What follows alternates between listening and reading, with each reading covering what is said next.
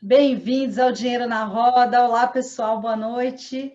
Bem-vindos ao Dinheiro na Roda, seu espaço seguro para conversar sobre dinheiro. Aqui você pode trazer suas dúvidas, superar suas preocupações, compartilhar suas descobertas sobre sua vida financeira em rodas mediadas por mim, Andy De Santis, autora de livros, educadora e consultora financeira há 12 anos, e também da Bianca Calheiros, que já está aqui com a gente, que é a nossa produtora, que proporciona todas as condições para que cada roda e cada evento seja um sucesso. As rodas são organizadas por grupos com questões semelhantes. Temos rodas com mulheres, empreendedores, jovens, casais, inquietos, educadores, entre outros.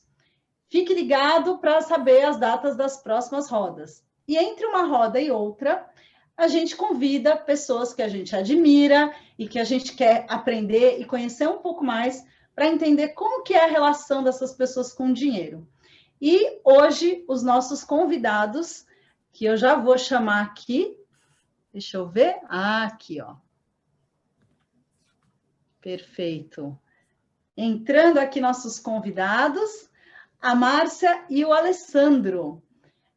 Ele é administrador, ela é... Olha eles aí. Oi, Olá. gente. Olá, tudo bom, Andy? Tudo bem? Obrigada. Tudo jóia, bem-vindos. Então, eu ia apresentando aqui vocês. A Márcia é escritora e o Alessandro é administrador, e um dia eles resolveram largar a segurança da vida corporativa na cidade para viver no campo, em meio à natureza, em busca de paz, de introspecção, de liberdade. Quem nunca, né? Quem nunca quis fazer uma transição dessa? E a gente aqui imagina que essa decisão certamente deve ter envolvido muito planejamento e muito desapego, consciência, uma série de qualidades aí. E a gente hoje vai conhecer essa história. Então, pessoal, vou dar um alô para o pessoal que está chegando aí e dar as boas-vindas aí. Oi, Cristina. Oi, Lucas. Oi, Andréa. Oi, Jéssica, Fábio. Bem-vindos todos, Gerson. Então, é isso. Bem-vindos, Márcia e Alessandro. Por favor, venham para a roda. Muito obrigada pelo convite, Andy. A gente está super feliz de estar aqui conversando com você, compartilhando um pouco da nossa história, das nossas aventuras, né? Tem muita história, muita coisa aí para a gente compartilhar. Para a gente compartilhar, A gente que agradece aí a vocês terem aceitado o nosso convite. Então, para começar essa conversa, para a gente ir esquentando os motores, contem para a gente um pouco como que vocês se conheceram. Faz tempo? Vocês já estão juntos há bastante tempo? Como que foi essa história? Quase 23 anos. 20. A gente não tem muito certo a data, mas foi 2001. Mas tinha um ano. 23 anos. 23 anos. A gente sempre se regula porque um dos sobrinhos da Lê tinha um aninho quando a gente se conheceu. E ele está com 24 agora, então são 23 anos. E como foi essa... Eu fui professora de dança um tempo e eu tinha um estúdio de dança. E uma aluna minha, que era bem minha amiga, trabalhava com a Lê. E também era bem minha amiga, né? E aí ela achou que ia dar match. Ela chegou, ela falou, vocês são super parecidos, vocês têm que se conhecer. Ela insistiu muito, e um dia eu fui numa festa que estava tendo na sua escola, né? E a gente se conheceu e começou a namorar e deu certo. Hoje estamos super bem, super felizes. Em geral, a coisa de alguém apresentar é fria, né? Em geral, dá super errado. Com a gente deu certo. Deu certo. Ela foi o Tinder de vocês, então. O Cupido, né? A gente da época do Cupido. Não existia Tinder, né? Há 20 anos atrás. E aí vocês já ficaram juntos e começaram a namorar. E quando que vocês decidiram dividir o teto juntos? Então, isso é uma coisa um pouco complicada pra gente, porque meio que a gente sempre dividiu, né? No primeiro ano, o Ale foi passar um tempo fora, ficou 6 meses fora, né? Estudando inglês. E aí, no primeiro ano, não dá para contar, mas no segundo ano, a gente sempre teve, 3 casas, né? Eu já voltei e acabei me mudando para Piracicaba, tinha uma casa lá, a casa em São Paulo, sua, e a gente sempre gostou de viajar, né? De viajar, a gente saía de fim de semana, sempre gostou de mato, de montanha, de coisas assim. E aí a gente acabou, acho que conhecendo aqui, né? Então sempre foi meio bagunçado esse negócio das casas, né? Porque eu ficava durante a semana em Piracicaba trabalhando, fim de semana ia para São Paulo, a gente ficava junto, de vez em quando você ia para... A gente revezava, a cada 15 dias eu ia para Pira e o Ale ia para São Paulo, sabe? A gente um final de semana ia, o outro vinha. E aí depois que a gente construiu aqui, aí a gente começou nos finais de semana a vir para cá. Então a gente sempre teve 3 casas e as 3 casas eram nossas. E aí teve um Vocês moravam sozinhos nessa época? Cada um na sua casa? Vocês moravam com família, com pais? Não, cada um na sua casa. Quando a gente se conheceu, eu morava sozinha. Tinha acabado de... Não, você morava com seus irmãos. Ah, é verdade, eu morava com os meus irmãos, mas foi logo imediatamente que eu comprei o apartamento, né? Daí um pouco tempo depois você alugou na Consolação. Eu aluguei o apartamento, depois eu comprei o meu. E o Ale morava com os pais quando a gente se conheceu. Isso. Porque eu tinha 28. Eu tinha 26, eu acho. 26, 28. 25 você tinha. O Ale tinha 25, E aí, assim, o que eu ia falar? Me perdi, Andy. A gente estava falando das casas, né? Que aí você foi morar sozinha. Tem uma coisa que é engraçada. Não sei se você lembra dessa história. Quando ele cansou de ficar, ele morava em Piracicaba, que é uma cidade que a gente adora e tem um monte de amigo, mas ele cansou de ficar indo e vindo, e aí ele me pegava em São Paulo, a gente vinha para cá, era uma coisa super cansativa. Aí ele falou, acho que eu vou voltar para São Paulo. Porque quando ele voltou do Canadá, ele voltou já meio preocupado com violência, né, amor? Ele ficou, assim, ele sofreu uma tentativa de assalto, aí ele falou, é punk isso para mim. Aí ele conseguiu esse projeto, foi para Piracicaba para ficar 6 meses, acabou ficando 6 anos. 7 anos? 7 anos. E aí, um belo dia ele cansou, ele falou, eu vou voltar para São Paulo, tá muito cansativa essa vida de te pegar, a gente ir para Santo Antônio, depois voltar, e eu voltar para Piracicaba. Ixi, gente, era um tedel, ele saía de São Paulo, segunda-feira, 5 da manhã, eu fazia lanchinho para você levar, lembra? E aí ele, ia direto pro trabalho e tal. Aí, trabalhava com o quê, Alessandro? Eu sempre, assim, a grande parte da minha carreira sempre foi com tecnologia da informação, né? Com informática.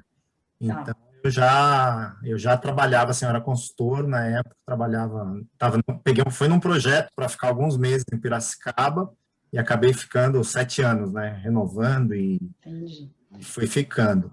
Desculpa, Márcia, eu te interrompi. Aí você fazia lanchinho para ele e fazia toda essa logística. Não, aí ele ia... E aí que era um trabalhão.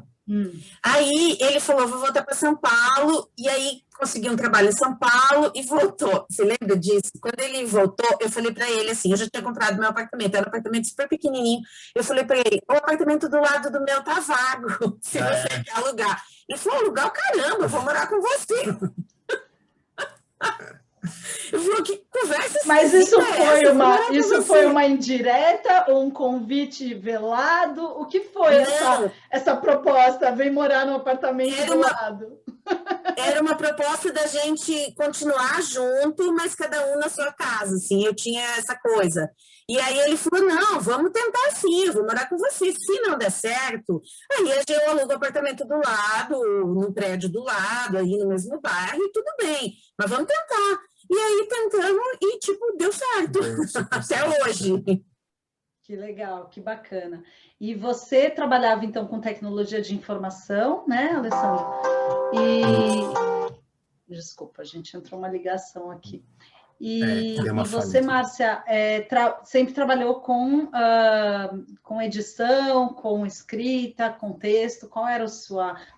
Você tinha a escola de dança, mas você também trabalhava com textos ou foi uma coisa... Sim. Veio uma coisa depois da outra? Andy, eu comecei a trabalhar com texto quando eu entrei na faculdade de letras. Eu entrei na Universidade Federal do Rio Grande do Sul, porque eu sou gaúcha, e eu entrei na faculdade, eu tinha 17 anos. E aí, eu já comecei a trabalhar com texto, porque, eu não tinha... Meus pais não podiam me bancar. Então, eu era monitora, eu entrei já no primeiro semestre, eu arrumei uma monitoria, e trabalhava no Instituto de Letras da universidade como monitora e ainda fazia um extra de correção de redação em curso pré-vestibular. O primeiro fogão da minha vida eu comprei depois que eu corrigi 237 redações. E eu comprei um fogão usado. Então, assim, eu trabalho com texto desde então. E mesmo com todos os... Eu trabalhava em empresa, já trabalhei em várias empresas e tal. Eu nunca parei de trabalhar com texto. Eu sempre continuei trabalhando com texto. Mesmo quando eu já estava numa empresa que eu tinha um salário super bom e eu não precisava financeiramente fazer esse freela, eu sempre trabalhei, sempre continuei freelando com texto, porque para mim era uma coisa assim super importante ter opção, né? Era plano B. Sempre... E eu sempre pensei assim, a melhor coisa que eu posso ter na vida é opção, sabe? Nossa, então... isso é muito importante. É interessante isso que você está trazendo, até para quem está assistindo a gente, porque a gente sempre recomenda para quem trabalha, principalmente com um empreendedorismo, né, ou tem um trabalho, mas quer fazer uma transição de carreira, é de ter mais de uma fonte de renda, né? Mais de uma opção, como você falou, mais de uma possibilidade, e não ficar limitado a um único caminho, uma única alternativa, né? Então, se você puder diversificar, a mesma lógica que a gente fala de diversificar investimentos, é diversificar carreiras mesmo, né? Você ter opções mesmo de renda, porque uma hora uma carreira está mais em baixa, a outra está mais em alta, uma tem mais flexibilidade de horário, a outra menos. Então, super legal essa dica aí, né? Você também é assim, Alessandro? Ou você sempre focou e depois agora que você está mais diversificando? Como que tá? Não, eu sempre segui trabalhando com tecnologia e assim, eu fazia os meus bicos, né? Que eu falava assim, tinha alguns clientes por fora, assim, até para ter aumentar um pouco a renda, essas coisas financeiras, né? Então, mas sempre com tecnologia, né? Eu nunca tive uma outra carreira. E aí, depois, nesse processo de mudança que eu quis reconstruir isso, né? De formar uma nova... Seguir uma outra coisa, empreender, né? Na verdade, é empreender. E você empreende isso é uma coisa... que agora? Então, hoje eu cultivo cogumelos aqui na Serra da Mantiqueira. Eu tenho uma produção de cogumelos, os cogumelos da montanha. E também trabalho com... A gente tem um chalé que a gente aluga, que é uma cidade turística, né? E a gente construiu, né? É um negócio super legal também. Então, são os meus dois trabalhos agora. Mas estou em busca de novas colocações. Né? Mas isso, Andy, que você falou, é uma coisa bem legal de assinalar, porque assim, a transição foi mais fácil para mim, do ponto de vista profissional, porque eu já tinha o plano B, do que para o Alê, né, amor? Sim, profissionalmente foi mais fácil para mim. Sim, porque eu mudei radicalmente, né? Eu trabalhava, né, no meu trabalho de escritório e passei a trabalhar assim, com produção de cogumelo, né, uma coisa, agricultura, né, uma coisa que eu nunca tive essa experiência. Estudei muito, eu sou bem autodidata, né? Então, assim, eu fiz consultoria, eu fiz curso. Isso é uma história engraçada. Na verdade, assim, desde que a gente quis mudar para cá, né, a gente tinha o sonho, né, de mudar. Assim, acho que a gente conseguiu, há uns 4 anos antes de vir, que a gente começou realmente a ter o plano, né, certinho. Mas a gente sempre teve o sonho. E aí, com essa coisa do sonho, eu sempre ficava antenado em coisas que eu poderia fazer para empreender, né?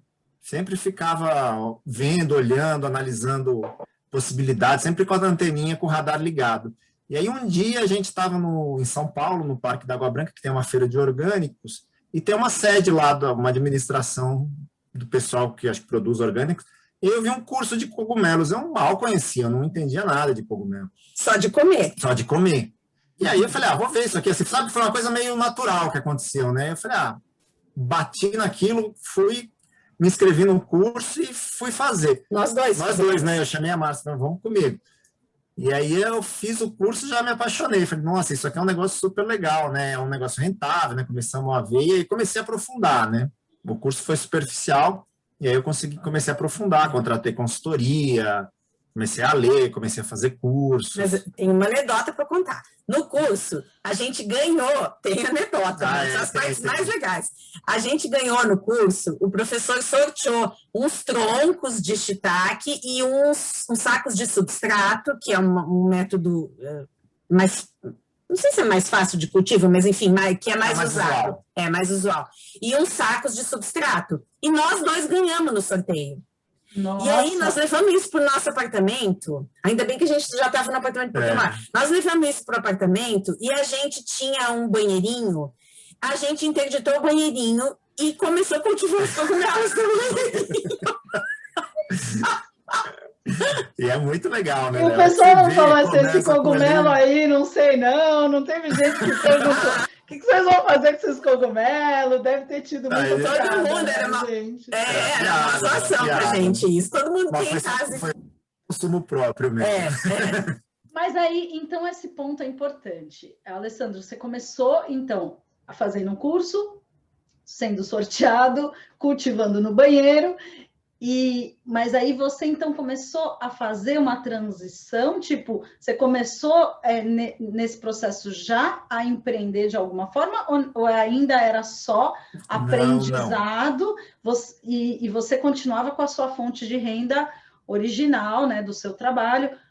Como é que foi essa virada? Você virou de uma vez, falou assim, agora deu, ou você foi já vendendo alguns cogumelos até se sentir tranquilo? Porque é meio difícil imaginar, né? Uma coisa é você fazer uma transição, por exemplo, do mundo corporativo para trabalhar como freelancer na mesma área. Outra coisa é uma transição totalmente diferente, né? É que assim, Andy, tem uma coisa que eu acho que antes de você responder é importante a gente explicar. A gente comprou aqui, o terreno aqui, e a gente construiu uma casa. E aí, quando a gente construiu essa casa, a gente começou, e aí apareceu um cachorro que a gente adotou. E aí, a gente foi criando raiz aqui. E a gente foi querendo ficar aqui. E aí, a gente ficou sonhando com isso, eu acho que uns 8 anos, mais ou menos. Não, um dia nós vamos mudar, um dia nós vamos mudar. E aí, né, nesse período todo, foi que o Ale começou, o que eu podia fazer? E aí foi que começou a aprender sobre cogumelo.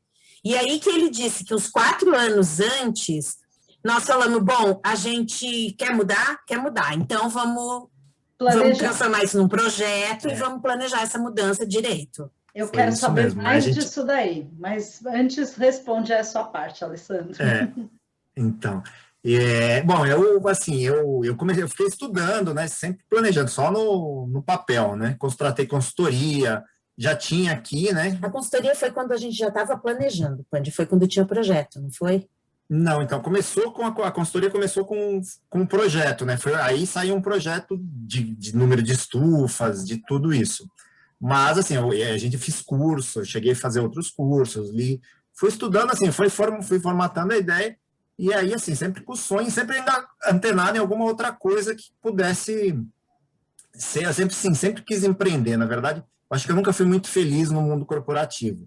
Fui tocando barco, sabe? A gente, assim, tinha 18 anos, apareceu um emprego, e aí fui no emprego, aí você vai seguindo uma carreira, né? Foi assim, a coisa foi indo, eu fui meio que tocando pelo barco. Eu nunca fui assim, aquela pessoa que fala, eu quero, né, sei lá, até admiro quem fala, eu quero ser médico e se torna médico e vive feliz com a escolha, ou depois muda, né? Eu nunca tive isso, eu acabei sempre indo meio que pelo barco, então nunca fui feliz.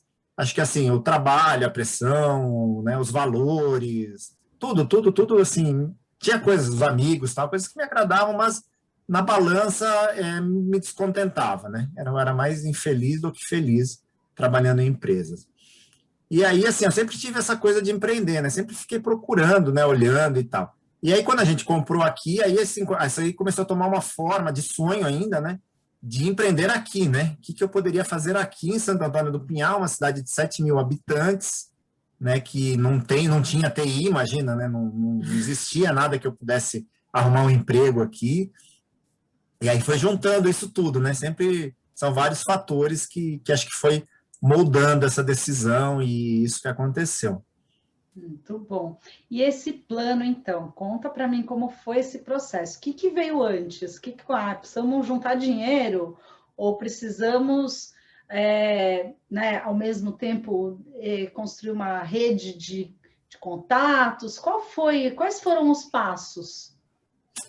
Andy, assim, a gente começou a se ligar que estava na hora de colocar isso no papel, porque a gente começou a ficar mais infeliz no mundo corporativo. E assim, nós dois trabalhávamos em empresas que tinham um super clima legal, a gente era cheio de amigos, a gente é cheio de amigo ainda nas empresas e tal, e eram empresas legais. E eu gostava muito do que fazia, mas sabe quando você começa a chegar num ponto em que você, tipo, começa a chegar atrasado todo dia, em que você começa assim, sabe, tem alguma coisa que não tá bem, quando tirava férias, 15 dias depois, o Ale começava a sofrer. Eu entrava em depressão no meio das férias. Porque depressão ia voltar. de férias, sabe? Que tinha que voltar. E aí a gente se ligou que a gente tinha que fazer alguma coisa. E assim, a gente começou basicamente a guardar dinheiro. Né? Foi a primeira coisa que a gente fez. Antes de ter o plano, a gente já começou a juntar, né? Falou, o dinheiro a gente precisa ter. E isso é uma coisa, acho que é importante de falar, porque a gente nunca foi super gastão. Eu era mais, e aí eu aprendi com a Ale a ser mais controlada com dinheiro.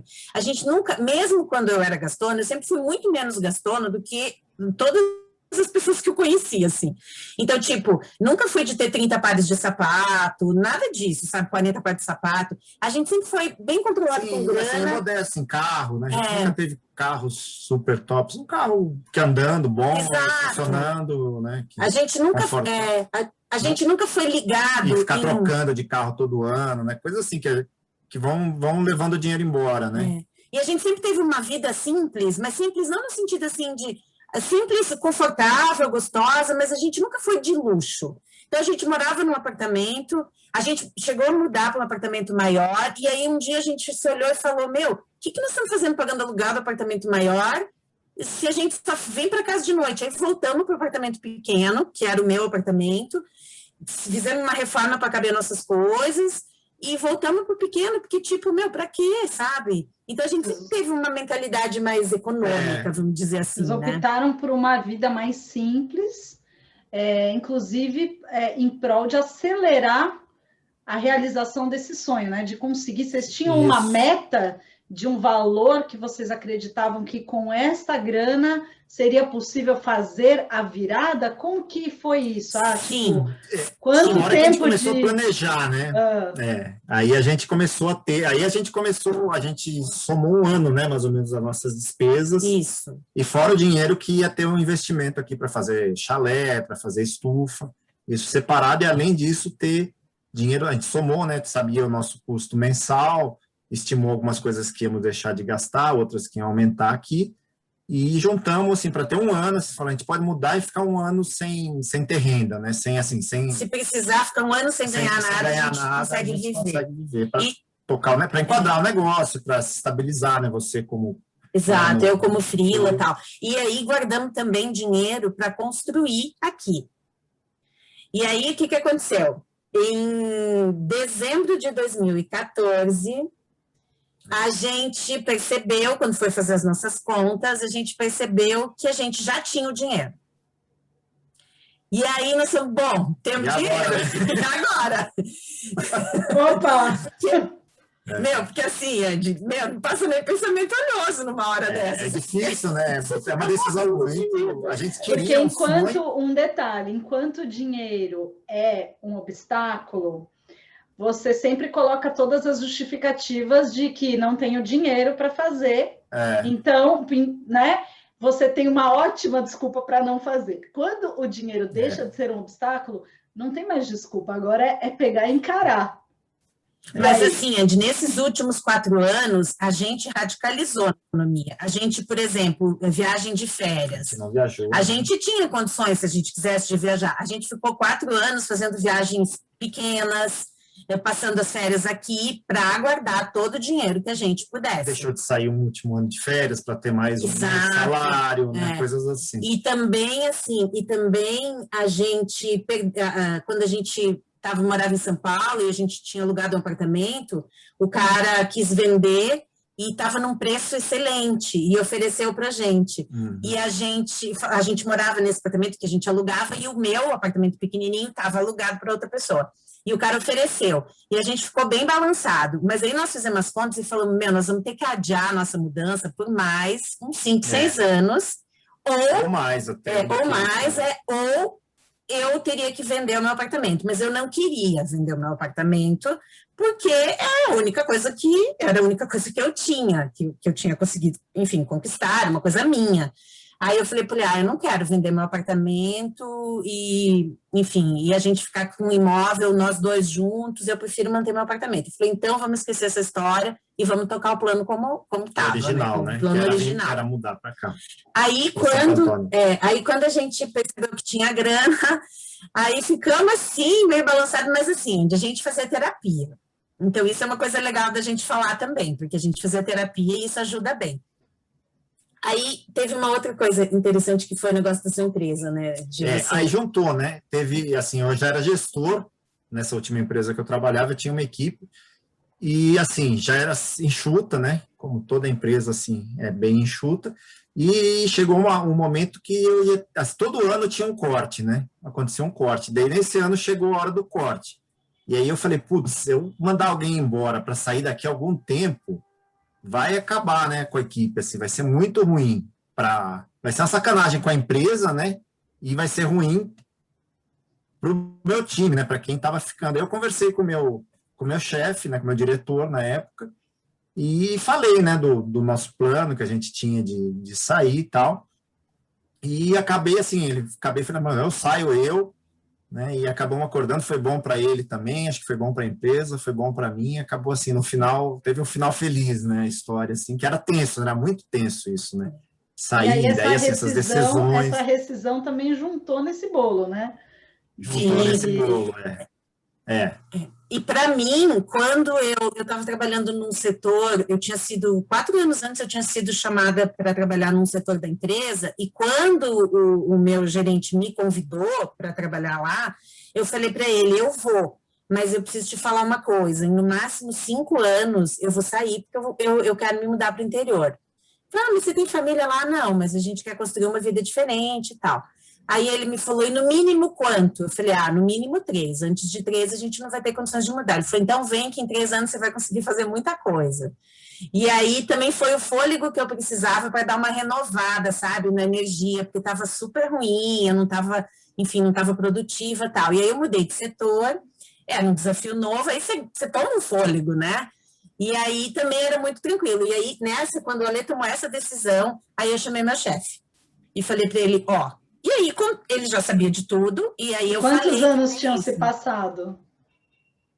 Tinham passado 4 anos e meio. Então, estava dentro do acordo. Eu falei para ele, dentro do acordo, eu falei, chefe, chegou a hora.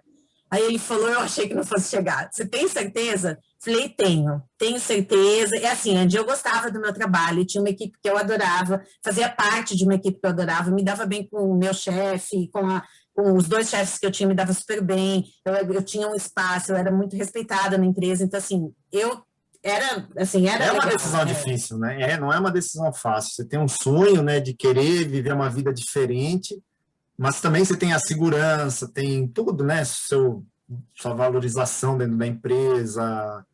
É uma coisa difícil, né? Você perde, né? Você larga uma coisa, tem um salário, né? Tem a coisa da certa segurança, né? Você pode ser mandado embora. Mas é mais assim, todo mês você tinha aquele... o salário é uma coisa que pesa bastante, sabe? A gente já estava num nível de senioridade nos nossos empregos que a gente já tinha uma carreira construída. Então, a gente já tinha um salário bom, a gente ganhava bem, a gente tinha uma vida financeira super confortável. Benefício e tal. E uma vida financeira muito tranquila. E aí, mas enfim, aconteceu tudo isso e a gente decidiu. Aí a gente veio para cá, eu pedi demissão em março. Aí eu saí em fevereiro, fim de fevereiro. E eu dia 15 de março. E aí deu tempo, como eu já tinha conversado com o meu chefe antes, deu tempo para estruturar, para fazer uma transição super tranquila, porque eu trabalhava num setor que o meu cargo, assim, eu interagia com a empresa inteira, inclusive filiais, tal, então deu para trazer uma pessoa para ficar no meu lugar, essa pessoa fazer a transição comigo, visitar as filiais comigo, sabe? E aí, quando eu saí, foi uma transição tranquila, assim. E foi super legal, porque eu tive todo o apoio também da empresa, assim. Foi bem legal. Aí vieram. Aí começa um novo capítulo da novela. Mas antes disso, eu queria fazer uma pausa para dizer assim, sonho, plano, ação, né? Restrições, isso, né? Apertar o cinto e tudo. Negociações com os gestores, com as pessoas envolvidas para construir. Então, fica a dica aí, pessoal que está assistindo, de como construir algo com tranquilidade, porque às vezes a pessoa fica assim, começa a ter esse problema de não quero acordar para ir trabalhar e já quer dar o pulo, vou mudar para o interior, assim, né? E dar aquela aventurada. E isso pode gerar depois uma frustração, porque, na verdade, você dá o passo maior que a perna e você corre um grande risco de ter que voltar atrás com o rabo entre as pernas e procurar emprego de novo e tal. Então, para quem está querendo fazer transição, tem um passo a passo que é importante olhar financeiramente para não cair do cavalo, né, gente? E não só financeiramente, Andy, sabe? Eu acho que tem uma tendência assim, a gente precisa, autoconhecimento é uma coisa fundamental no processo todo, assim. A gente precisa ser muito ciente do que a gente quer e do que a gente não quer, porque assim, quando você começa a viver uma situação que não te agrada, e você empurra com a barriga, empurra com a barriga, empurra com a barriga, chega uma hora que você explode. E a chance de você meter o pé, chutar o pau da barraca, na hora errada, sem ter se planejado, é muito grande. Então, é muito bom quando você pode olhar para a sua própria insatisfação e falar o que está me deixando insatisfeito, o que eu quero fazer com isso. E não negar a insatisfação ou deixar a insatisfação ser suprida pelo dinheiro. Porque, assim, pelo consumo. A gente vivia isso, né? Você trabalha tanto, rala tanto... E aí falar, preciso comprar um telefone novo, preciso comprar um eletrônico, preciso de um carro novo para tipo, eu mereço, né? E aí isso vira um ciclo não legal, né? E é uma coisa que a gente observa muito. É uma coisa que a gente observa demais, assim. Nos nossos amigos, inclusive. As pessoas consomem para se compensar pelo tanto que elas se fodem no dia a dia, sabe? O Ale tá me cutucando que eu falei palavrão. Ai, gente, perdão, mas tipo... Pode, né? Tá tranquila, tá gravado. Então. Não tem problema nenhum com isso, eu sempre assumi. Mas assim, gente, as pessoas tentam se compensar, sabe? Com consumo. E isso é uma coisa muito louca. E quando a gente gera mais, você precisa trabalhar mais, você quer consumir mais, para manter um status, para trocar de carro todo ano, para... Eu sempre telefone de última geração. Eu concordo em gênero, número e grau com o que vocês estão falando, e eu sempre costumo dizer o seguinte, quando a gente trabalha em algo que a gente não gosta ou que a gente está infeliz, a gente tem que gastar para ser feliz. E quando a gente trabalha em algo que a gente gosta, a gente ganha para ser feliz. Porque a gente... né, faz uma coisa que nem parece trabalho. Então, a gente tem que buscar esse autoconhecimento essencial para você buscar uma forma de gerar renda sendo feliz, fazendo aquilo que você gosta. Mas, Andy, eu acho que tem uma coisa também para falar assim, a gente é muito pé no chão, sabe? Eu. E aí, assim, eu tenho algumas missões de vida. Uma é ensinar as pessoas a comerem legumes. A outra é ensinar as pessoas, ou pelo menos tentar despertar a consciência para não ficar romantizando as coisas. Então, assim, tipo, hoje, a gente tem uma super liberdade para organizar nosso dia, a gente tem o que a gente queria. Ainda assim, eu trabalho como freela e tal, ainda assim, de vez em quando tem trampo chato. E vai ter, porque, assim, a vida não é sempre tudo do jeito que a gente quer. A gente tem que lidar com algumas frustrações, né? A gente acha assim, né? Às vezes, assim, uma coisa que às vezes eu vejo alguns amigos, né? Quando querem mudar, eles pensam assim, no fim de semana, nas férias que passam no campo, que a vida vai ser assim, né? De lazer, de férias, e não é, né? Tem que ter o pé no chão, né? É importante. É isso que eu queria saber. Desculpa, pode concluir. Não, e tem que ter o pé no chão, inclusive com a gente, assim, Andy, a gente planejou tudo super bem, mas não pensa que nosso planejamento foi 10. Impecável. A gente não foi, e a gente cometeu um monte de erro, e a gente descobriu que, assim, por mais que a gente achasse que a gente era super pé no chão, hoje a gente é muito mais. A gente descobriu que a gente subestimou, inclusive, a quantidade de trabalho que a gente teria. Isso é uma coisa engraçada, porque a gente sempre achei, não, aqui, quando eu estiver lá, morando lá, eu vou poder fazer tudo, né? Eu já sou maker, eu gosto de fazer minhas coisas. E, assim, achei que eu ia poder construir, de cultivar cogumelo, vender, que eu tinha, assim, ia dar conta de tudo, né? E não é. Isso acho que foi uma das coisas que eu pus mais o pé no chão ainda, né, aqui. Você vê que o dia a dia não é infinito, né? A gente acha que vai dar conta de tudo quando está por sua conta, sozinho, que o dia tem, sei lá, 100 horas, né?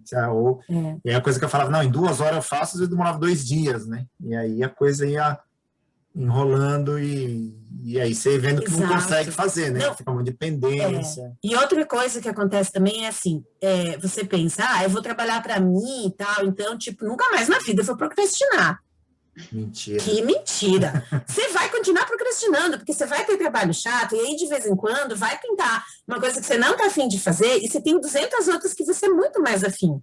E aí a tendência é você querer fazer as coisas que você está mais afim. Então, assim, você não muda automaticamente, não muda a chave.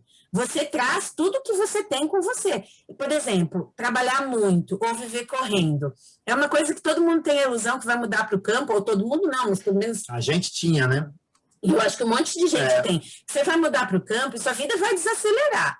Mano, não vai. É dentro de você, sabe? isso. O acelerador está aqui Tá dentro. de você. A gente Então, assim, vivia aqui correndo, trabalhando até tarde, né?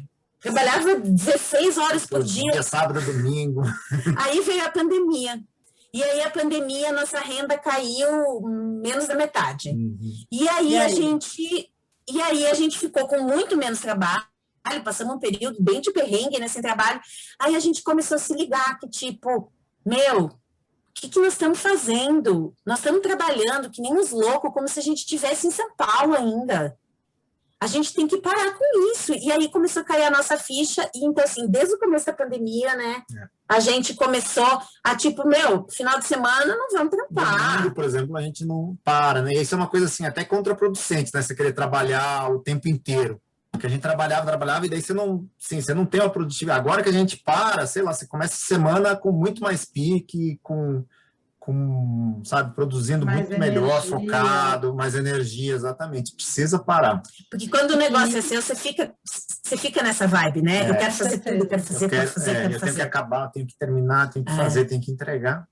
E o trabalho nunca acaba, né, gente? Exatamente, esse era o ponto. Agora, você não tem um horário que você desliga e sai e vai embora para casa, né? Porque o trabalho é seu, então, né, essa ilusão de que eu vou ser minha chefe e eu vou ser dona do meu tempo e dona da minha agenda, é bem ilusão mesmo. Eu entendo um pouco isso que vocês estão falando, porque eu também saí do mercado do mundo corporativo para trabalhar a carreira solo.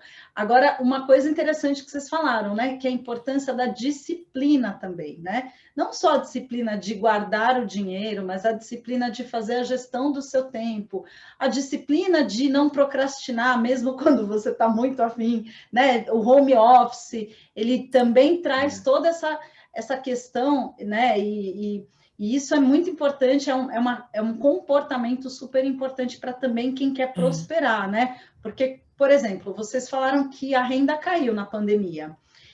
Mas e aí? Vocês fizeram uma revisão de gastos ou hoje vocês têm um gasto mais, vamos dizer assim, simples, que não precisou fazer ajustes? Como que vocês lidaram com essa perda de renda e sustentar isso, né, com muita disciplina ao longo do tempo, porque já faz 1 ano e meio que a gente está nessa pandemia, né? Vamos combinar. Andy, acho que a gente fez um pouco das duas coisas. Depois o Fábio colocou um questionamento aí que eu acho que é interessante a gente responder, só para a gente não perder. Sobre a equação do risco-coragem, que é desafiadora e que parece nunca fechar. Já a gente pode falar disso daqui a pouquinho, mas deixa eu responder essa pergunta. A gente fez as duas coisas, Andy. Então, assim, antes a gente ainda tinha algumas coisas que a gente foi repensando. E aí a gente diminuiu o nosso custo na pandemia e a gente, enfim, descobriu que podia viver com um pouco menos, a gente, sim, acho que deixou de comprar um pouco também de coisa, mas cada vez mais está ligado nessa coisa ambiental, de consumo, né, de gerar lixo, de realmente precisa... Acho que a pandemia trouxe para a gente uma coisa de simplificar a vida, ter menos coisa só, mais ainda. Mais ainda. De, né, ter menos coisa, ter só o que usa. Então, a gente parou um pouco também de comprar coisas desnecessariamente, né? Pensar mais, né? Sempre refletir mais antes de fazer uma compra. Porque a gente já tinha diminuído bem isso. Sim. Tinha diminuído muito. Só que agora a gente diminuiu mais ainda. Porque, assim, você começa a se dar conta, tipo, que você não precisa de tudo aquilo, sabe? Você não precisa de tanta coisa. Dá para viver de um jeito muito mais simples. Então, por exemplo, um exemplo bem... outro dia ele falou, a gente está precisando de um descaraçador de azeitona. Eu falei para ele, que descaraçador de azeitona? Chama faca, né? Chama faca esse Já negócio. Tem. Já existe. Tipo, ninguém precisa de um negócio desse, sabe? Nesse sentido, né? Coisinhas pequenas. São coisas que você pequenas. Vai juntando e vai atrolhando. A gente tá, assim, liberar, né? Liberar tudo, espaço, energia. E a gente também, assim, acho que foi aumentando a nossa consciência, sabe, Andy? Inclusive com essa coisa do lixo, da quantidade de lixo que a gente gera. Então, assim, a gente começou a olhar mais para isso quando a pandemia começou, porque a gente ficou um pouco sem trabalho um período, aí fomos organizar as coisas aqui, acho que meio que todo mundo deu uma mexida na casa, e aí a gente começou a perceber que a gente gerava um lixo absurdo, e aí começamos a diminuir também o consumo de lácteos, hoje a gente é vegetariano, a gente começou a diminuir o consumo de lácteos, então antes a gente tinha que levar o lixo toda semana para o lixeiro que passa na rua aqui na estrada, a gente tinha que levar. Hoje a gente leva de 15 em 15 dias e nem tem a montanha que tinha antes, né? Então a gente foi diminuindo, assim. E o lixo é uma coisa que aqui você nota, quando você mora em apartamento, por exemplo, ou mesmo numa cidade que você tem coleta de lixo regular, você põe a sacolinha lá e você não percebe. Aqui a gente não tem, a gente tem uma vez por semana. Então a gente percebe o lixo que a gente gera, né? A Bianca está dizendo também. Bianca está dizendo aqui que o lixo é uma coisa que me desespera, e a mim também, eu também fico procurando soluções para reduzir. Mas sobre a questão do risco e da coragem, né, que foi uma pergunta do Fábio aqui, eu estava tão divertida com vocês, que desculpa gente, eu como anfitriã aqui estou meio devagar, porque eu estou tão assim, absorvendo tudo que vocês estão falando, que acabei esquecendo de olhar os comentários, mas vamos lá. O que vocês diriam sobre essa questão que o Fábio trouxe? Que vai com medo mesmo. Medo. Não fecha essa conta. Você vai chegar na hora ali de pedir para sair, você vai tremer, você vai com medo, vai com batedeira no coração. Mas acho que uma coisa bem importante é você imaginar, assim, a gente é muito assim, na verdade. Imagina o pior cenário, sabe? Imagina a pior coisa que pode te acontecer. Você aguenta? Você acha que vale a pena? Então, vai. Porque muito dificilmente vai acontecer o pior, entendeu? Mas você vai ficar mais ou menos no meio, porque a vida não é tão extrema assim. Ela tem umas coisas, claro, você pode... para alguns pode dar um extremo, tanto para mais quanto para menos, mas no geral é a média. É uma coisa mais mediana. Então, assim, vai dar medo. A gente veio com o cu na mão, gente, de verdade. E assim, uma coisa assim, legal que a gente aconteceu, assim, o primeiro domingo que a gente ficou aqui que não precisou voltar. Até hoje a gente não esquece, porque a gente vinha de fim de semana, né, ficava, e a gente começou assim, quando a gente construiu, começou a vir, a gente almoçava e ia embora, para não pegar trânsito, porque, né, chegar em São Paulo tranquilo, arrumar as coisas para a semana, e a gente começou a estender isso. Quando a gente estava chegando perto da nossa mudança, a gente saía daqui 11 horas da noite, 11h30. Porque a gente não queria ir embora, né? E daí, no primeiro domingo, a gente ria que nem dois bobos. No primeiro domingo que a gente mudou, cheio de caixa para tudo quanto era lado. Patrulhada. Aí a gente olhava... Acho que essa foi uma hora que a gente falou, acho que fizemos uma coisa certa, né? Tipo, um alívio, uma sensação tão boa que a gente falou, sensação de deu conquista, certo, né? E assim, isso é uma coisa que se manteve, a gente tem isso até hoje, né, amor? A gente, assim, nossa, que delícia acordar aqui e não precisar sair. Olhar a paisagem. E aí, assim, quando tem tomar um vinhozinho, acendendo fogo e tal. Mas, assim, por exemplo, isso é uma coisa, eu tava numa vibe em São Paulo, quando eu morava em São Paulo, ganhava bem, tava numa vibe de tomar uns vinhos super top, não sei o que.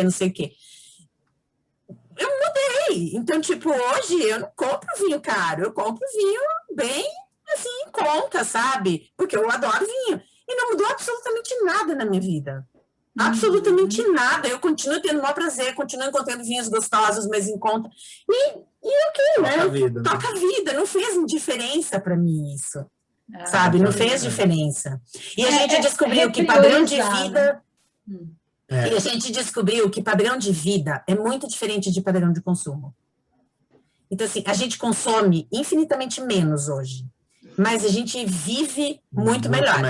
Vocês têm uma qualidade de vida melhor, né? Mesmo com um consumo menor. E assim, a gente compra orgânico aqui, né? A gente só compra comida orgânica, porque tem, né? Todo mundo produz na vizinhança, tem feiras, tem coisa muito mais fácil. A gente tem, assim, uma vida simples, mas mais prazerosa ao mesmo tempo. E compra orgânico barato, né? Que aqui o orgânico é caríssimo. Preço de... exatamente. A gente faz feira com R$50, tipo, para 2 semanas. Assim, claro, 30 para R$50. A gente tem horta, né? Então, a horta ajuda, mas não produzimos tudo. Mas é muito legal. E tem umas coisas que são geniais, assim, quando você mora no interior. Tipo, tem um monte de abóbora. Manda WhatsApp para os vizinhos. Alguém quer abóbora? E deixa lá. Aí os vizinhos colhem banana. Vocês querem banana? E aí, dão banana pra gente. Essa coisa que é para mim, assim, eu tenho um sonho. É quebrar o patriarcado e quebrar o capitalismo. E essas coisas me lembram que é possível. Que é possível quebrar, sabe? É possível. Então, assim, toda vez que eu troco comida com o vizinho, eu penso, yes, dei uma rasteira no capitalismo. Foi pequenininho, ele nem sentiu, mas eu dei. Sabe? Isso é uma coisa que, tipo, a gente ama, assim. A gente tem consciência. E dá para fazer isso até aqui na cidade, né? Se a gente pensar que eu moro num prédio com 18 andares, com 4 apartamentos por andar, e tenho uma feira aqui na frente, se a gente fizer uma compra coletiva, a gente vai conseguir economizar, as pessoas vão ficar bem, né? A gente pode trocar, a gente pode... tô indo viajar, tô com a geladeira cheia, por que eu não dou para o meu vizinho para ele não ficar... para a comida não estragar? Então, é um mindset diferente, é um pensamento menos individualista, mais coletivo e com uma qualidade de vida muito melhor, né? Mas, Andy, o que seria do sistema se as pessoas percebessem isso em massa? A gente vive num sistema que fica o tempo inteiro incutindo na gente que a gente tem que ter mais. É a lógica da acumulação. E aí, assim, o individualismo conversa com a lógica da acumulação. Conversa. Tipo...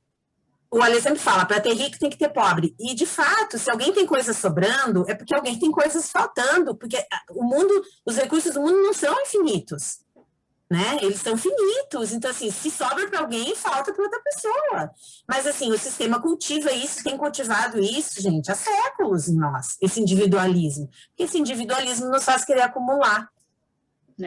E é interessante isso que você está trazendo do acumular, porque... Quando você fala o excesso, né, e a acumulação, não quer dizer que você não diga para a pessoa, você não pode reservar dinheiro, por exemplo, para fazer uma mudança, para construir uma casa. Não é isso, não é que você não pode guardar, porque tem gente que tem uma visão do extremo, né? Não, então vamos, pela lógica da abundância, vamos colocar todo o recurso para circular e não vamos acumular nada, não vamos reservar nada. Não, até os animais reservam alimento para o inverno, né? Para os momentos de escassez. Então, você equilibra isso, integrar essa ideia de você ter um pouco para você se preparar, para se precaver para os imprevistos ou para realizar sonhos e conquistas, e, ao mesmo tempo, você também distribuir, né? Você não ficar naquela ganância, né, de ser multimilionário e dane-se o resto, né? Exato, mas Andy, assim, por exemplo, a gente tem essa preocupação, assim, se a gente falar de coisas que a gente perdeu com a mudança, para mim, eu sou muito tranquila em dizer que eu perdi dinheiro, só. O resto só ganhei, né? Eu só perdi dinheiro. E a gente tem essa preocupação, porque, tipo, eu tô com 50, o Ale tá com 47, eu tô com 49, na verdade, faço 50 daqui a um mês. O Ale está com 47, então, assim, a gente sabe que a gente está envelhecendo. E a gente tem essa preocupação. Se a gente quer ter uma poupança, assim, porque aqui assim, a gente está num país que não tem, a gente não tem nenhuma garantia de que vai envelhecer com tranquilidade, né? Com segurança, com saúde. Como vocês planejam esse futuro de vocês? O que vocês vislumbram em termos de plano financeiro para os 60, os 70, os 80? Como é que é isso? Eu acho que, assim, hoje a gente, assim, tem muitos trabalhos, né, pesados que a gente faz, a gente já não começa a não aguentar muito, né? Então a gente está trabalhando assim algumas mudanças de rumo profissional, exatamente, para coisas mais tranquilas, mais leves. A nossa tendência é querer trabalhar menos, né? Com o passar dos anos. Mas vocês têm alguma renda passiva também? Por exemplo, imóvel alugado, vocês têm o chalé, vocês têm o apartamento em São Paulo... Tem alguma renda fixa? Tem. E vocês investem também em previdência ou não? A gente tem previdência, mas a gente não tem certeza se a gente tem de quando a gente trabalhava nas empresas, né? E quando você trabalha numa empresa é um puta negócio, porque a empresa põe em cima, né? Você põe X, a empresa põe outro X. Então, por exemplo, eu quando saí da empresa trouxe 70% do que a empresa tinha colocado para mim, sabe? Eu saía, mesmo pedindo demissão, a empresa que eu trabalhava dava um percentual conforme o tempo de casa que você tinha. Depois de 11 anos, parece, naquela época, você saía levando tudo. Eu tinha acho que 8 anos, eu trouxe 70%. Então, foi um super bom negócio. Hoje, eu não ponho mais dinheiro na Previdência, eu prefiro colocar em outras coisas, porque é o que eu tenho... E porque, assim, Andy, o dinheiro... Eu nunca pensei que eu fosse viver a volta da inflação, por exemplo. E o governo pode jurar de pé junto que a inflação é de um dígito por mês. Aqui, o caramba, não é nada. É muito mais, a gente vê isso no dia a dia. Então, assim, a gente vê o dinheiro perder valor, a gente vê. Então, assim, a gente tem um apartamento em São Paulo, a gente tem um chalé aqui, e a gente está tentando construir alternativas de renda, estamos começando agora a construir alternativas de renda. Né? A gente tem um plano para outro chalé. Para outro chalé. E trabalhar assim, né? Tentar pôr o dinheiro nessas coisas que tem uma renda passiva, né? De repente tem uma outra casa, alguma coisa para alugar. E assim, para a gente conseguir viver, né, com disso. E aí continuar trabalhando com algumas coisas mais leves, trabalhando menos, né? Alternativas de renda que gerem mais, sem a gente ter que ficar tantas horas trabalhando. Se desgastando, perfeito. Porque fica uma dica... Dá pra negar... Não, desculpa, pode não dá para negar que todo mundo vai envelhecer, gente. Isso é uma coisa que a gente tem pavor de olhar para isso. Mas assim, se não quer envelhecer, cara, morre jovem, porque não tem outro jeito. Ou você morre, ou você envelhece. Então, assim, a gente quer envelhecer. E, assim, tipo, não tem como negar isso. Você pode fazer cirurgia plástica, pode fazer o que você quiser. Você vai continuar envelhecendo. E tem que pensar nisso. A gente tem que olhar para isso e ter consciência de que a gente está envelhecendo. E é uma coisa que a gente está trabalhando agora, assim. Uhum. E uma dica para quem quer fazer um investimento e proteger o dinheiro das perdas da inflação é o Tesouro IPCA, porque ele vai te dar o IPCA, que é a inflação, e mais uma rentabilidade. Então, no longo prazo, é uma forma de você investir, por exemplo, para a tua aposentadoria, de uma maneira a não ter perdas financeiras, porque ele vai acompanhar a inflação do período. Então, existem caminhos dentro do mercado financeiro e tudo, para ter essa proteção do que você falou da perda do poder de compra que a inflação traz. Então, aproveitando aí para dar uma dica para o pessoal que está nos assistindo. Mas acho que tem uma outra coisa legal da gente falar, que assim, a gente nunca deixou de ter uma reserva, viu? A gente precisou lançar mão da nossa reserva financeira uma única vez. E a gente repôs a reserva.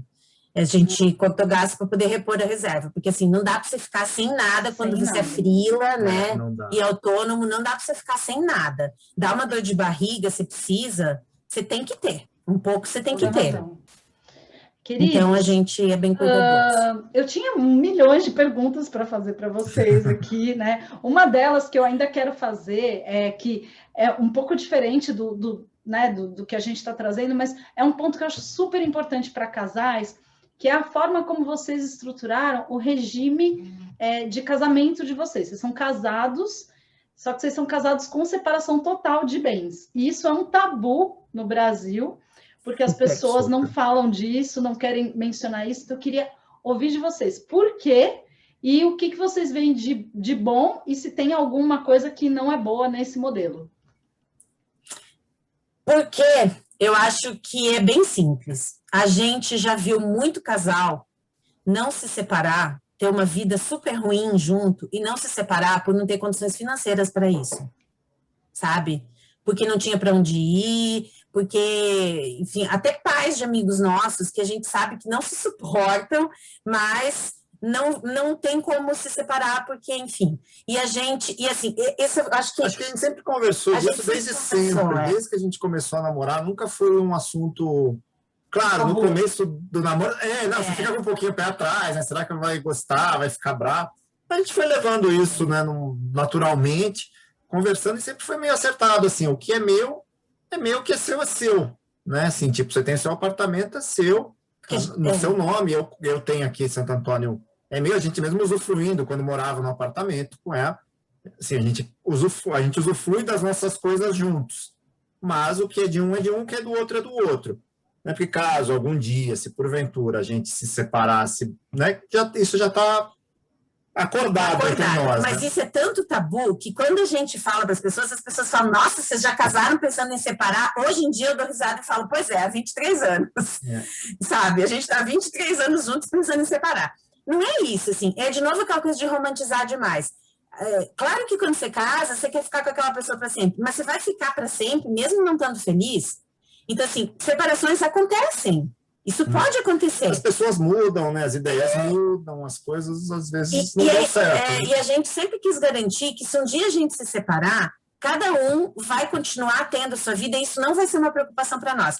E isso é uma coisa que a gente também precisa falar, Andy, que assim, a gente sabe que a gente é super privilegiado, eu sei que eu sou a gente sabe que a gente é privilegiado, enfim, com toda a realidade do nosso país. Eu consegui ter um apartamento, consegui comprar um apartamento, financei em 30 anos, consegui pagar antes usando fundo de garantia e tal, um apartamento pequeno que cabia no meu bolso e tal. Aí o Ale comprou aqui. Então, assim, o que é do Ale, o que é meu. Então, quando a gente investe em coisas aqui, por exemplo, eu não ponho meu dinheiro para investir em coisas imóveis aqui. Uma construção, vou fazer um novo chalé. Aí eu faço com o meu dinheiro. É o Ale que faz. Porque vai ser meu, se a gente se separar, tudo aqui continua. Não vai ter aquela briga, tipo, mas eu paguei, eu comprei a janela do chalé, fui eu que paguei, sabe? Sabe? Então, assim, a gente usa o dinheiro nosso para coisas que a gente consegue depois separar. E a gente acha que isso é muito importante, mesmo quando as pessoas não têm a mesma condição que a gente teve, ou mesmo, enfim, a condição privilegiada de poder ter 2 imóveis e tal. Mesmo quando não tem, as coisas precisam ser conversadas. Então, assim, eu acho que todo casal devia sentar e falar, ok, a gente vai casar, se um dia a gente se separar. Como é que vai ser? Como é que nós vamos separar os bens? Porque é um puta tabu, parece que você tá gorando a relação, parece que você não tá acreditando no casamento, e aí depois, quando dá a merda, não combinou antes. Não, e aí na raiva, né? Na hora que você briga, às vezes tem outras emoções envolvidas na história, e aí às vezes você até acha que está certo, né? E você acha que cada um tem ponto de vista distintos e na hora ali acaba, né, entrando na briga. Então acho que isso mesmo assim, você não tenha coisas separadas como a gente, não consiga ter isso, é legal você ter um contrato, alguma coisa, um acordo por escrito, né? Por escrito. E isso é interessante. É interessante, e assim, eu estou um pouco agoniada porque o Instagram vai tirar a gente do ar daqui a 2 minutos. E eu estou desesperada porque eu estou amando essa conversa. Mas só para concluir essa questão do regime de comunhão de bens ou de separação, a separação ela força você a discutir cada decisão financeira que vai ser tomada. Porque aí, vai ser de quem? Então você é obrigado a conversar a cada aquisição, a cada nova conquista, a cada nova realização. Né? Não tem como evitar essa conversa. E na separação, aí fica mais claro, né? Fica mais resolvido. Só que na separação você está de cabeça quente. Não é o melhor momento para você conversar. É melhor conversar antes. Perfeito. Ótimo, excelente dica, gente. Para quem aí está pensando em se casar, avalie essa possibilidade. Queridos, eu estou assim, querendo muito que vocês voltem, porque eu tenho 1000 perguntas para fazer e teve comentários que eu não consegui acolher, infelizmente. Tá todo mundo chorando aqui, né? O Mário colocou até uns emojis de chorinho. Parabéns por vocês serem esse casal tão esclarecido, tão lúcidos e tão planejados. Obrigada pela participação. Deixem aí recados finais da propaganda aí dos cogumelos, dos trabalhos. Quero abrir esse espaço aí para vocês e convidar todo mundo aí que está assistindo para curtir o Dinheiro na Roda e seguir a gente. A gente está montando um trabalho de mentoria para quem quer fazer mudança de vida. Mas assim, gente, não é um trabalho para incentivar as pessoas a mudarem de vida, tá? É um trabalho de mentoria pé no chão, assim. Não é good vibes, porque good vibes demais é péssimo. Então, a gente é um trabalho de mentoria pé no chão realidade, mesmo, planejamento, assim. Questionamento, reflexão. Dá o contato, né? Cadê o contato? Como que a pessoa faz isso? Pelos nossos Instagrams. Pode contatar no meu Instagram, acho que é mais fácil nesse momento, né? No meu Instagram as pessoas podem me contatar, é Márcia Busanello. É Márcia Busanello? Eu nem sei qual que é o meu Instagram, gente. Márcia acho que é Márcia Busanello, né? É Márcia Busanello. Podem me contatar pelo Instagram. e a gente, enfim, já formatou isso, e eu acho que é uma coisa que a ideia é sempre ajudar as pessoas a tomarem decisões conscientes. Quem quiser me seguir também nos cogumelos da cogumelos. montanha, é cogumelos.da.montanha no Instagram, e tem o Facebook, que é Cogumelos da Montanha. E assim, eu estou com alguns planos para lá, dar receitas, fazer umas coisas legais ali. E a gente tem um chalé que a gente aluga pelo Airbnb, está sempre lotado, mas a gente aluga e é uma delícia o chalé, que chama A Toca Cabanas, também estamos no Instagram e no Airbnb. Quem quiser nos procurar e vir aqui conhecer, vai ser muito bem recebido. Exatamente. É isso aí, pessoal. Andy, super obrigada pelo espaço. Obrigado, super legal, adoramos. Né? Quiser nos chamar de volta, estamos à disposição. Eu quero. Ter meia dúzia de perguntas aqui que eu não consegui fazer, gente. Amei a conversa com vocês. Obrigada a todo mundo que assistiu a gente, que acompanhou. Fiquem aqui, sigam a gente vai publicar alguns trechos dessa conversa, pílulas, para quem não conseguiu acompanhar a conversa toda, poder desfrutar desse casal tão maravilhoso, tão simpático, que eu adorei conhecer e que eu quero visitar, porque eu amo Santo Antônio do Pinhal, gente. Então é isso. Obrigada a todos. Super bem-vinda. Obrigada a todo Beijo. mundo. Valeu, Priscila. Valeu, Fábio. Valeu, turma. Abraços. Tchau. Obrigada, Andy. Valeu, viu? Valeu. Obrigada a vocês. Tchau. Tchau, tchau.